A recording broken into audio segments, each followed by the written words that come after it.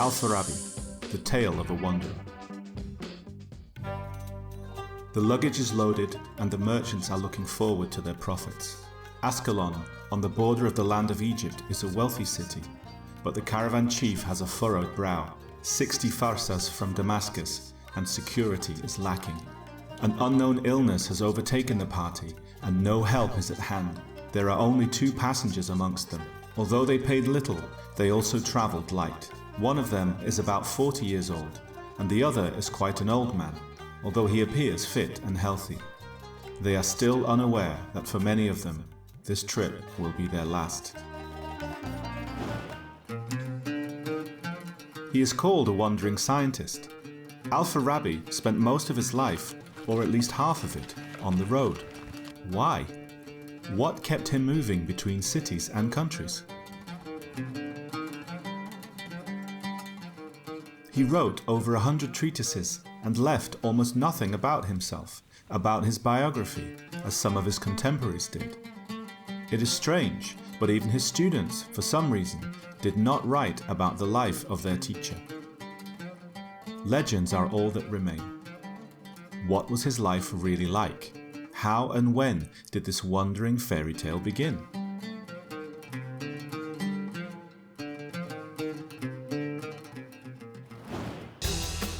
Where to seek lost wisdom? Scientists traveled the world in search of knowledge. What made Al-Farabi leave his native land? His travels are shrouded in mystery. And what was the teacher's last journey? This is the grave of Al-Farabi. Who was he? A pilgrim of knowledge or an exile? The secret of his life he never revealed. Al-Farabi, The Tale of a Wanderer. Chapter 1. In Search of Truth. I am a seeker of knowledge. I am not an Arab, not a Jew, not a Syrian, and not a Persian. I am a Turk from the Kipchak tribe. My name is Abu Nasr Muhammad ibn Muhammad from the city of Faraba. Anwar Alamjanov, The Return of the Teacher.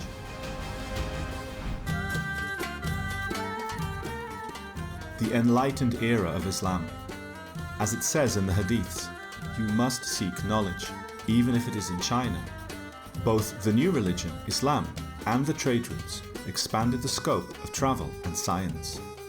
By the 10th century, a movement of nomadic followers of science had formed in Central Asia. Journeying to listen to famous scientists was almost an obligatory ritual for anyone who wanted to gain eternal wisdom. Scientists traveled the world in search of knowledge.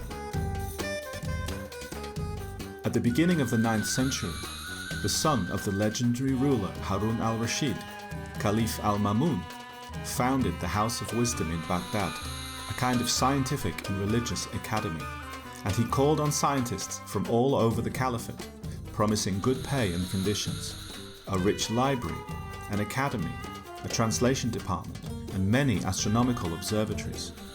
Many came.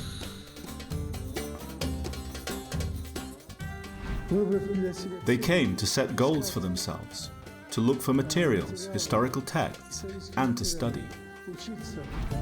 However, even before Al-Mamun's invitation, itinerant thinkers moved around the towns and cities of what was the richest empire in the world at that time, in search of lost knowledge. They came from Central Asia and studied in Cairo, Alexandria, Baghdad, and Damascus. Some of them may have come home. They were driven by curiosity, the prospect of research, and, inevitably, the search for wealthy patrons. The Great Silk Road only contributed to that. This street, where I'm walking at the moment, is more than 1,000 years old, and it's called Old Gate. The fact is that long ago, the very caravans of the Great Silk Road passed through here.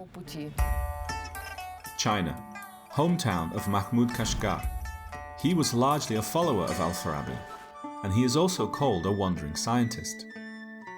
The streets and houses were built according to ancient principles.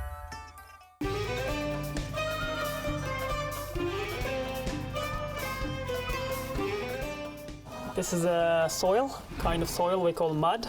And this is the straw, mud straw. This is a straw in English, we call straw. Mud straw. Straw helps to the mud stick well. And the houses are stay stable even it's raining more than 500 or 600 years old. From Kashgar to the Fergana Valley, from there to the Otrar Oasis, and further on to Europe, states rose and fell into oblivion.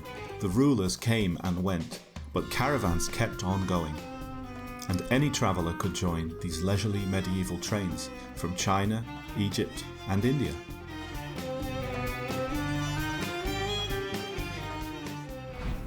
Huge amounts of goods did not only reach Europe, they were developed and mastered and became an everyday part of life in Eurasia itself. The variety of cultures, scientific achievements, and stories about distant countries, all this could not but affect Al-Farabi. But when did he leave his hometown? One hypothesis says at age 20. Perhaps he was sent to study. If so, then most likely Al-Farabi was not the only heir and was not the eldest son. In the Middle Ages, and even later, it was believed that the firstborn should inherit the trade of his father and, accordingly, stay by his side. And the young man was hardly equipped for many years on a dangerous journey in search of knowledge. The main thing that intrigues us is what was the ultimate goal of this journey.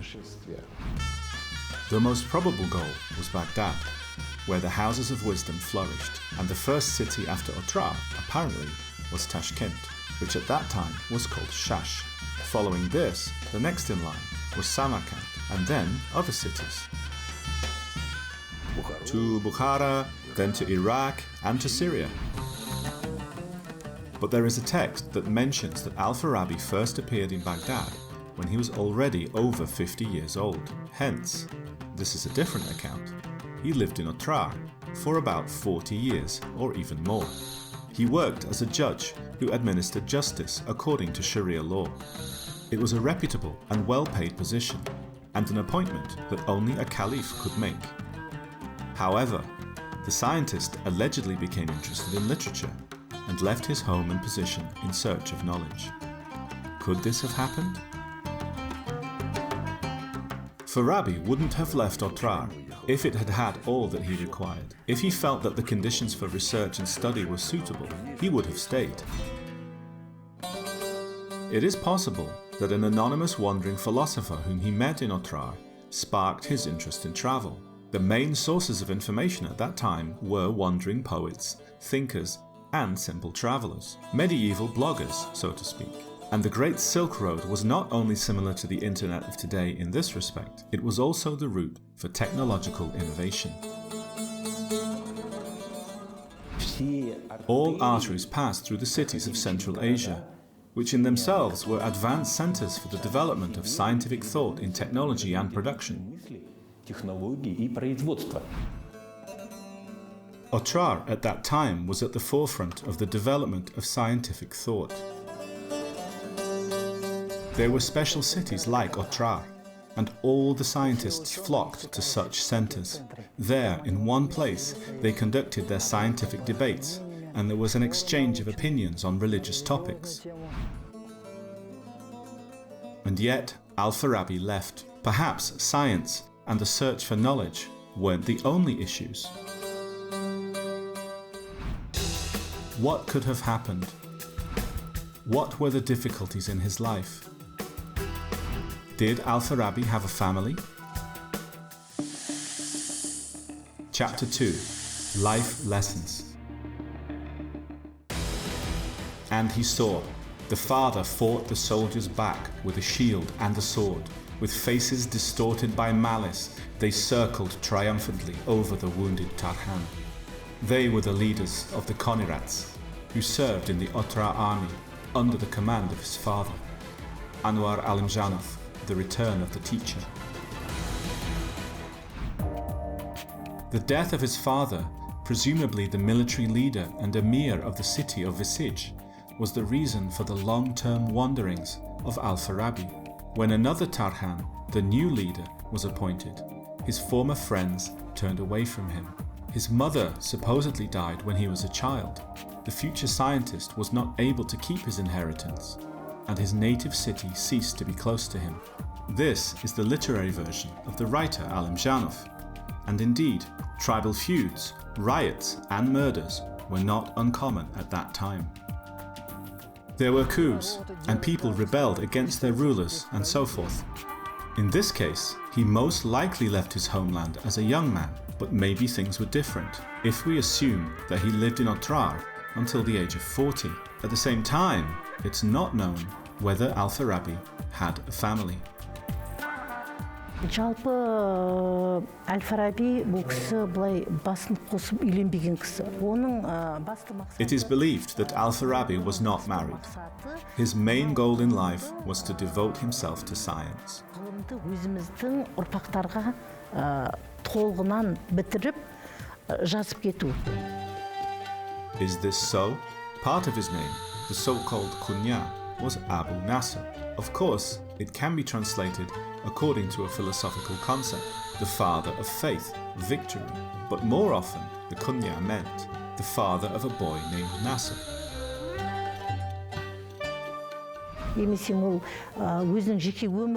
Of course, he could have organized his life.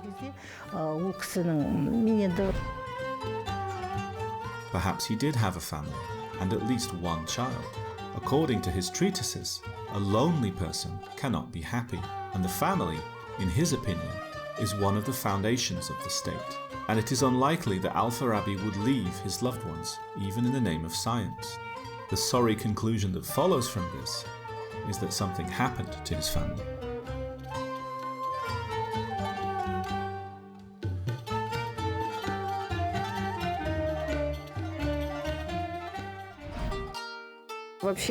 In general, eastern cities were very different from western cities, primarily in terms of sanitation.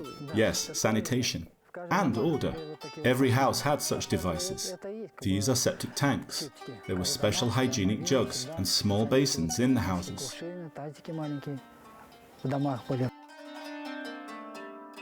Medicine was more developed than in Europe, yet still epidemics were not uncommon. In the late 9th and early 10th centuries, smallpox raged in many countries. Could the Al-Farabi family have fallen prey to this disease? Incidentally, his contemporary, also a wandering philosopher, Abu Bakr al-Razi, described smallpox in detail for the first time. It is believed that he was the first to use vaccination.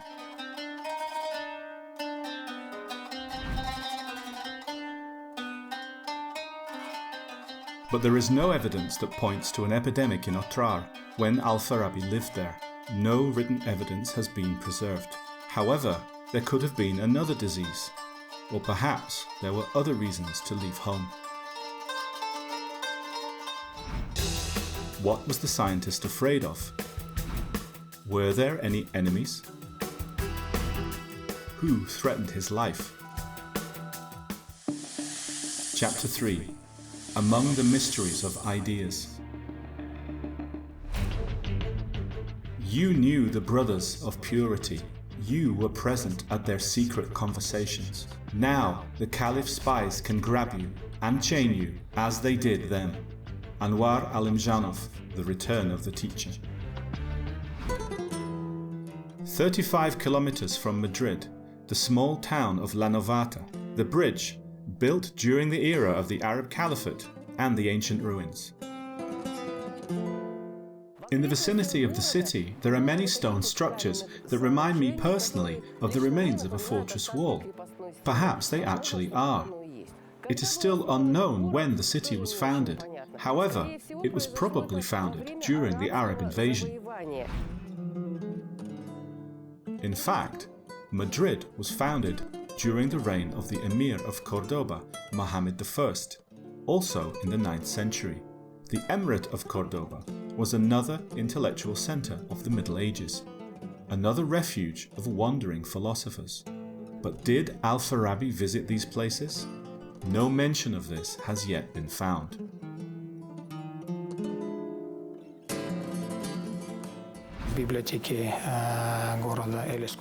In the library of the city of Escorial, previously unknown works of the famous enlightener, the scientist Al-Farabi, were found. This is also a historical fact. Who knows? Maybe other documents of this kind are stored in the Spanish archives.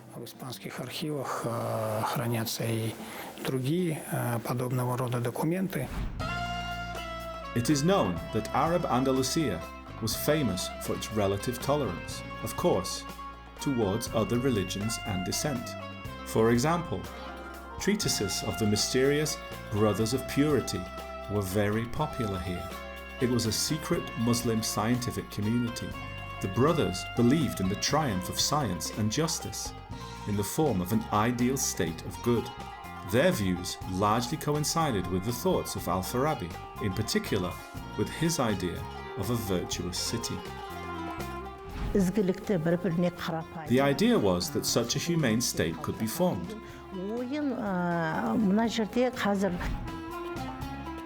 According to some reports, the brothers considered themselves his students. Or perhaps they were his students in reality.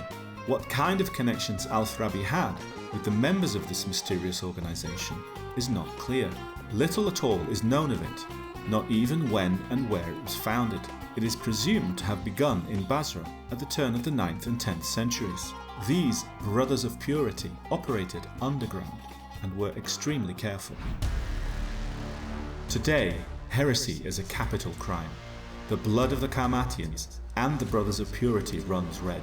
Do you know that Abu Bakr al-Razi was executed in Ray by order of the Caliph himself? I was in Ray after his execution, replied Abu Nasr. Anwar Alimjanov, The Return of the Teacher. From Madrid to Otrar, warlike Karats were yet another and perhaps the main troublemakers in the Caliphate. In 930 AD, they attacked Mecca and stole the Black Stone, which, according to Islamic legend, came from the Garden of Eden. But Al-Farabi was not a Karmat. He was against war and aggression in any form. He believed that people, as rational creatures, should live in peace.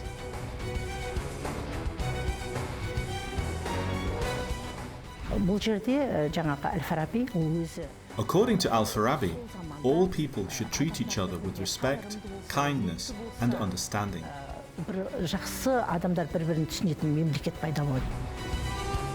Al-Farabi's philosophy is a hymn to humanity, with faith in our virtuous beginning. But judging by some of the statements the scientist made, he himself witnessed a great deal of grief and injustice. Often, those who are angry try to satisfy their anger by killing not those who angered them, but those who had no role in their anger at all. Al-Farabi. Poets and scientists, of course, were held in great esteem, or, more precisely, they were fashionable at that time. Many caliphs and emirs of cities considered it obligatory to have them at their court. It was the time when the Eastern states were all on the rise, and Eastern culture and science was blooming. However, thinkers were both praised and executed. For example, Abu Bakr al-Razi, he that used the first vaccination against smallpox, really did die in northern Iran, but exactly how is unknown. According to legend, the scientist was struck on the head by his own patron, the governor of the city of Ray. Political troubles and the simple human factor cannot be ruled out. According to some researchers, the misunderstanding of the majority, the envy of colleagues, and the hostility of those in power pursued Al-Farabi. Of course, the ability to keep up with his times and at the same time to be ahead of them was, on the one hand, the result of great courage, but, on the other, it turned into a huge personal tragedy for such people. The mathematician Al-Khwarizmi left his land, destroyed after the Arab invasion. The doctor Ibn Sina left Bukhara when riots broke out in the Samanid state. Many journeys had their reasons. What made Al-Farabi leave his homeland? Therefore, his travels are shrouded in mystery. By the order of the new Shah of the Samanids, the book was taken from him. Abu Nasr did not know how this day would end. Would he be executed on the square? Would he be blinded or end up in prison again? Or would he simply be whipped and cast out? This was a book for which he almost paid with his own life. Anwar Alimjanov, The Return of the Teacher.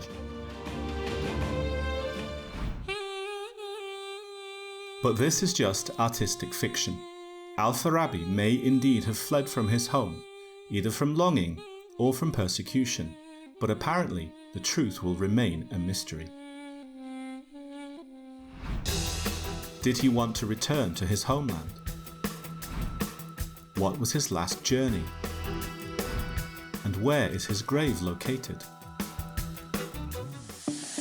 Epilogue: A Seeker of Happiness. Who is he now, a seeker of truth, or a tired man, wandering in search of a quiet, peaceful corner of the earth, a seeker of his homeland? Anwar Alimjanov, The Return of the Teacher. Bukhara, Baghdad, Cairo, Aleppo, Alexandria. The list of cities is endless. In his wanderings, the philosopher, who was previously a well-to-do man, was often in great need. According to legend, when he was unable to buy a handful of dates or a piece of flatbread, he went to the slaughterhouse and drank fresh animal blood.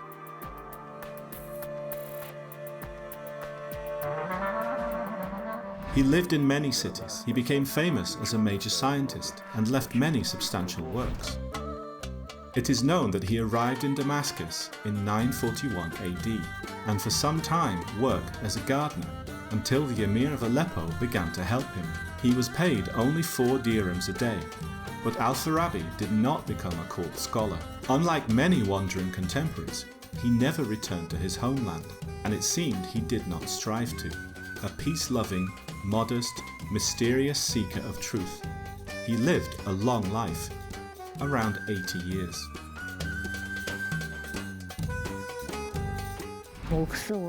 He lived alone until his death. It now takes only 5 hours by car from Damascus in Syria to Ashkelon in Israel. In the 10th century, 60 farsas, a few days, and it was dangerous. According to one legend, Al-Farabi died on the way to Ashkelon in December of 950 AD, along with his companion, a poet and student. Allegedly, they were killed by mercenaries of the Emir of Aleppo, who was furious that Al-Farabi had decided to leave him. And then the Emir, repenting, or perhaps for some other reason, had the body of the teacher brought back to Damascus, where he himself said a prayer over him. And he was buried there. According to another account, the scientist died at the hands of caravan robbers when he travelled either to the Persian city of Shiraz or to the Emir in Aleppo. But the most common assumption is that he simply died of old age. In 950 AD, he lived in Damascus. He wrote many works and died there. He was buried in a cemetery at the small gate where the wives of the Prophet Muhammad lie. Our government made a monument, made a whole complex, and in fact it would have been opened before the Syrian war. This is the grave of Al-Farabi. His life and work are written about here in Arabic. Among his many treatises, there is a book on the achievement of happiness, and Al-Farabi believed that it is found in the joy of knowledge and the joy of communication. But was he happy himself? What dream did the great philosopher have for himself? How might we understand the reasons for the path he chose? And did he find that peaceful corner of the earth where his people awaited him? We must discover what our path should be, so that our actions will be correct and the impact on our souls will be as it should. Al-Farabi.